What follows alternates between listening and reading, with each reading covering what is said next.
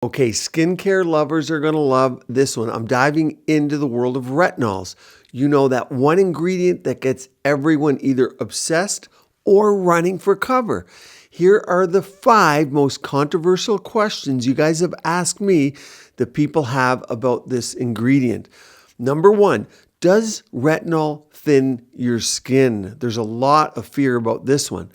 Let's clear it up once and for all. Retinol does not thin your skin. You know what it's like?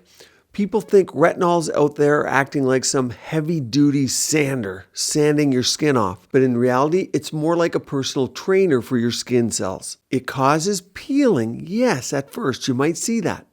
But that's because it's speeding up your skin cell turnover rate. Think of your skin cells like runners in a relay race. Retinol just makes them pass the baton faster. Over time, studies show that it actually does the opposite of what this narrative is. It thickens the dermis by boosting collagen production.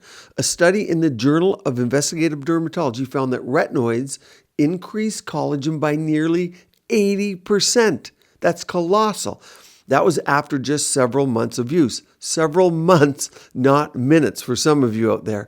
So nope, you're not thinning, you're getting stronger. But you need to work here at it a bit. You need to understand your skin and you don't want inflammation.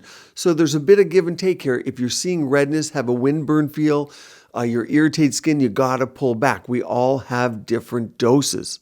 As we go through these, keep in mind there are different types of retinols. There's retinoic acid, there's retinol, there's retinaldehyde, which is the closest strength to the full strength retinoic, and then there's retinol palmitate.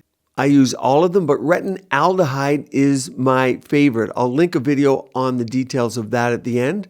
Number 2, can I use retinol during the day? To the beach while on vacation.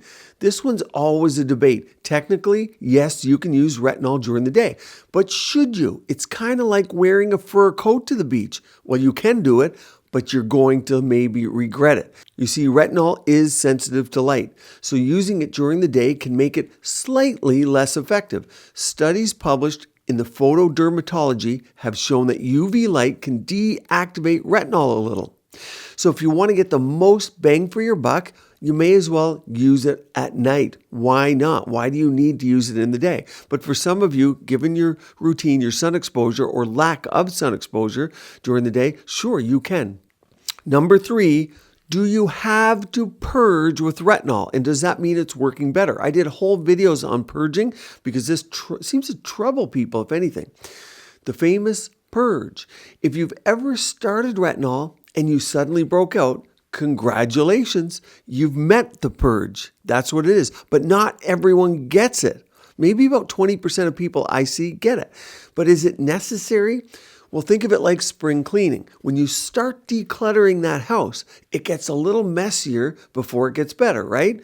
Things look like things are all over the place and you look disorganized only to clean it all up. Well, retinol, similarly, speeds up that cell turnover, like I mentioned, bringing all the gunk that's in your pores to the surface. It's more than just the pores, but that's a good way to think of it. It all comes to the surface and quote-unquote purges. But here's the good news. Not everyone gets it, and it doesn't last forever. Studies in science have shown that it lasts for 4 to 6 weeks when it happens. If it's going longer than that, because people reach out to me at that point, there's something more going on. Maybe you're using too much of it. That's the most common reason it's lasting longer. It's not the purge. It's that you're getting inflammation from being aggressive because people want to see the results immediately. Retinols, retinoids, you want to think of them long term. Number 4, can retinol be used around the eyes? Here's where people get nervous. Can you use retinol around your delicate eye area? And the answer is yes, you can. But approach with caution. I'm always ruining the parade, aren't I? It's like walking on thin ice. Or think of it like handling fragile glassware. You wouldn't scrub it with a steel sponge, right? Your wine glasses, the expensive ones especially. That would be too much.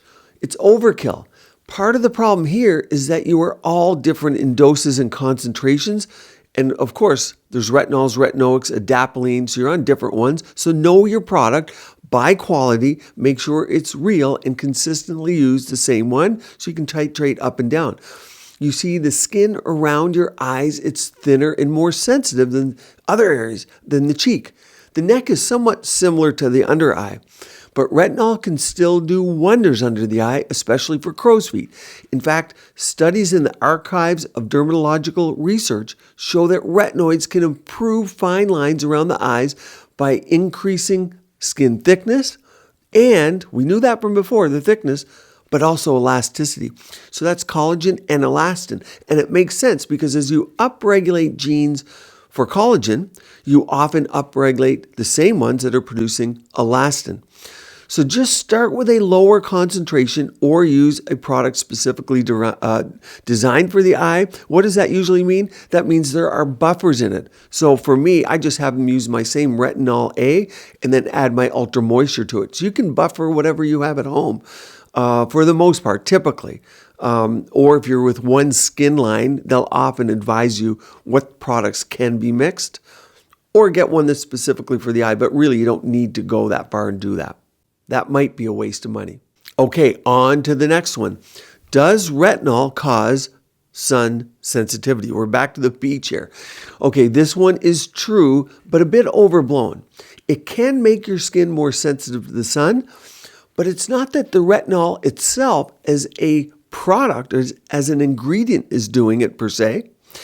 It's that it is speeding up, once again, your cell turnover. So what does that mean? That's like when you exfoliate. It's not exfoliation per se. It's increasing cell turnover. But think of it like that. And when you exfoliate, what do you have? New, fresh skin. So it's always what? Vulnerable.